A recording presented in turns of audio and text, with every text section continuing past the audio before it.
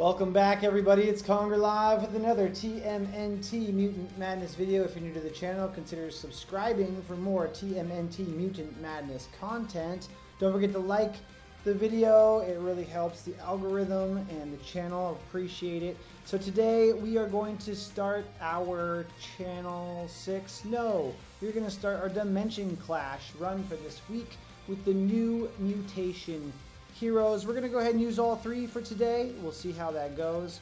And we're going to just kind of laugh a little bit about this extension of this season and the delay of Season 8. I know yesterday I said it starts on the 14th. It does not. So with that, let's get into it.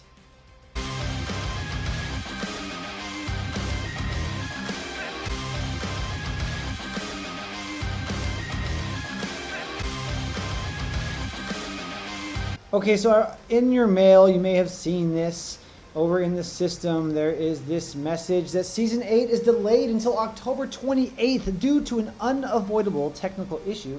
The next season has been delayed by 2 weeks. Season 8 is now scheduled to begin on October 28th.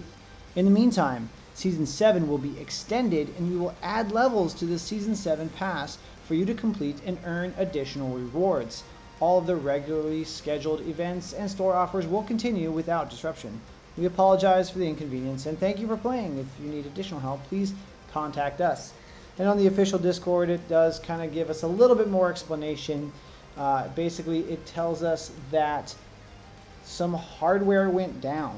So we don't know exactly what hardware, servers, or whatnot, but it's very vital, they say, to the operation of the game. And because of that, replacing the hardware and doing whatever fixes they got to do, they cannot release Season 8 on time. So pretty interesting. This is a first. It seems like every week there's some new screw up coming from Kongregate. So pretty hilarious. So just gonna laugh about that real quick. Ha ha ha ha ha ha. And so let's go ahead and get into our Dimension Clash. Now this week we have Samurai Leo, Lotus, and Splinter on Mutation. Now I already put them in my lineup yesterday because we did get the heads up on the Discord. And I'm sorry I have not been making the heads up videos for the Mutation characters. We usually find out on Discord Friday night, I guess you could say, before they leave. So we know in the weekend before the following day, or maybe it's Saturday that they tell us. Anyways, it's there. And I did a really good job of setting myself up for success for this week. I'm at 199.8 out of 200, so I'm at the very top of my bracket to start this week out. So we're going to go ahead and get in here and just let it roll on auto, and hopefully we can get 10 for 10 today. I'm pretty sure I already put gear on those characters. So I'm keeping Shredder because he's at 5-star, and April because she is just super clutch.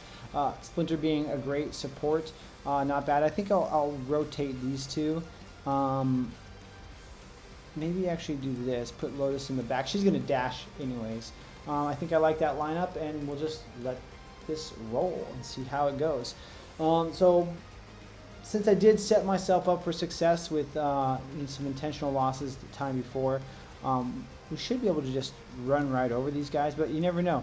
Interesting, we got a 5-star Raph we're up against and a 5-star Genghis. Now, we're going to start seeing a lot more 5-stars in Dimension Clash because of the anniversary event. A lot of people have already opened those drives in hopes to get some characters that are great, and I have a feeling this guy, these are the 2 that he got, and so he's using them, right?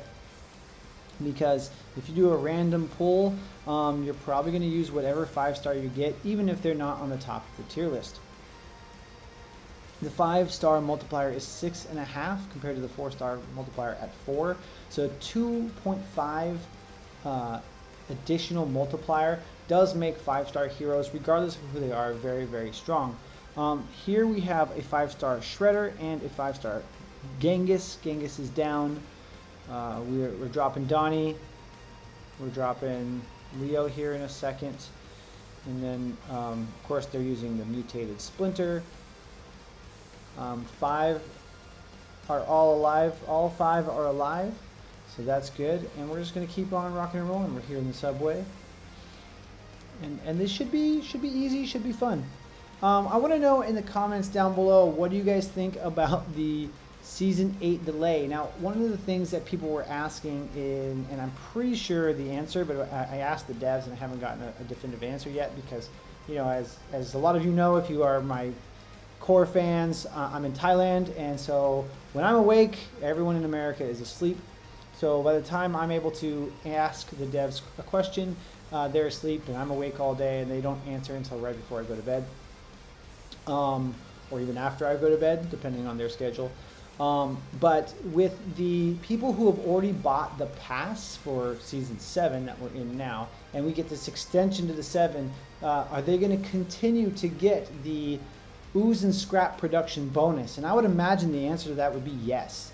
We're still in Season 7. They're extending Season 7, and they're adding to the Season 7 Battle Pass. So if you've bought that Battle Pass, you're going to have extra tiers, and there's probably extra bonus rewards for those of you who have bought it. You're going to get even more rewards than those of us that are doing the free-to-play pass for the extra 10 tiers they're going to add. Now, they haven't added them yet. They had to test the viability of adding the tiers, but of course it's what they want to do. They say they're going to do it. Of course, is it going to happen right away? Is it going to happen soon enough? Not sure, but we should have plenty of time to complete those 10 tiers. Should be able to complete 10 tiers in 5 days, and we get 14 additional days to the season pass. And I'm already at 100 personally. If you guys have been playing the whole season, doing all your dailies, it definitely should not be an issue to complete those extra tiers they're going to add to the passes. But I would imagine there's going to be some extra bonus stuff for the people who did buy the pass this season. So hidden surprise for those of you who did buy this season. And of course, this is the first season since other than Season 1 that I didn't buy the pass. So now I'm kind of like a little bit kicking myself in the bum, but not really, because with all the errors that have been coming from the dev team, you know, a lot of people are like, I'm not putting any money into this game because I don't want to support a team that doesn't seem to have the players' interests at the top of their priorities, so to speak.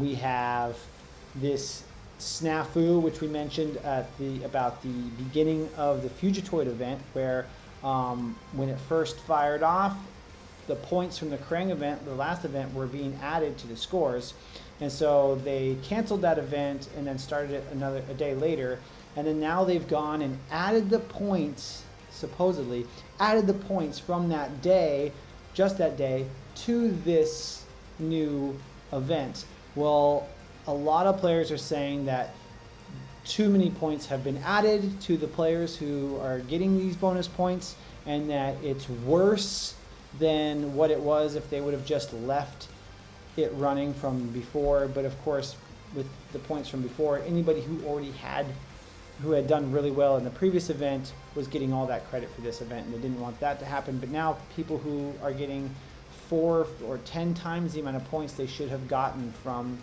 the that first day error to added to their points here. So I'm not sure if they're going to be able to figure that out and reverse it. There's only a couple days left on the Fugitoid event.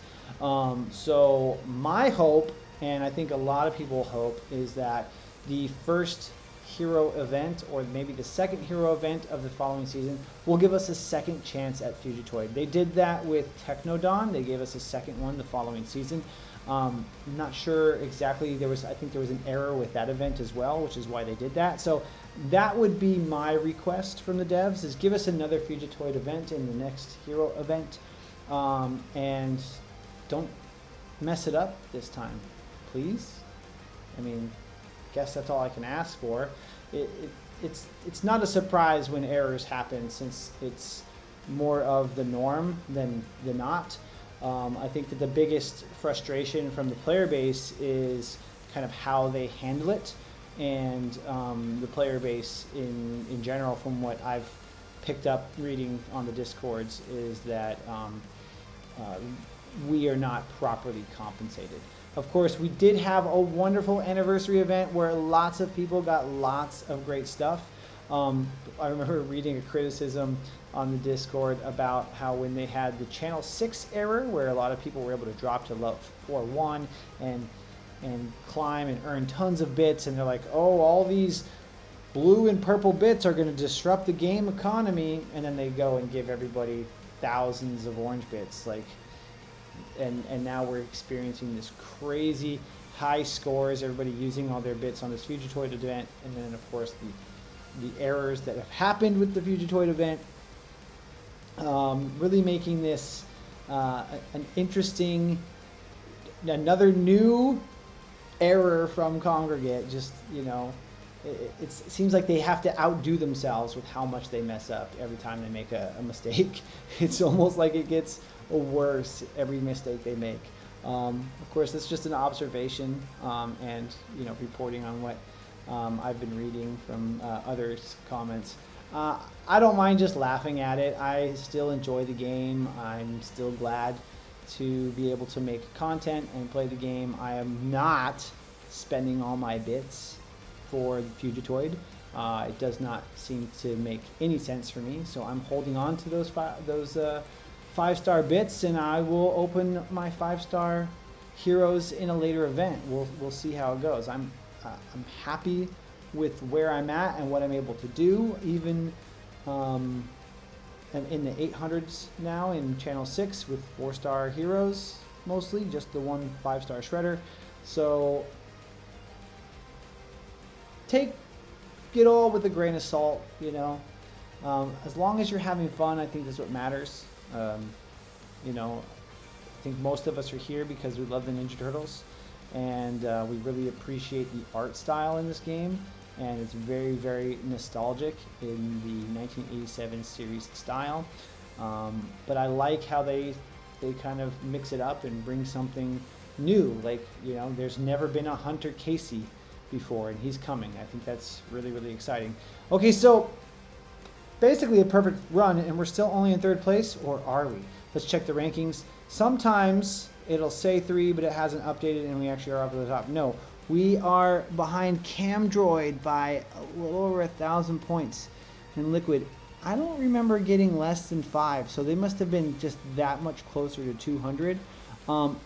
Is part of it, or there's also a variable with how many shields you gain based on the squad power of your opponent. So maybe they got lucky, Liquid and Camdroid got lucky about having a higher punch up, so to speak, in the earlier stages to get those extra points, because it's only 0.2 more than me, 0.2, 0.24. Liquid is also an exquisite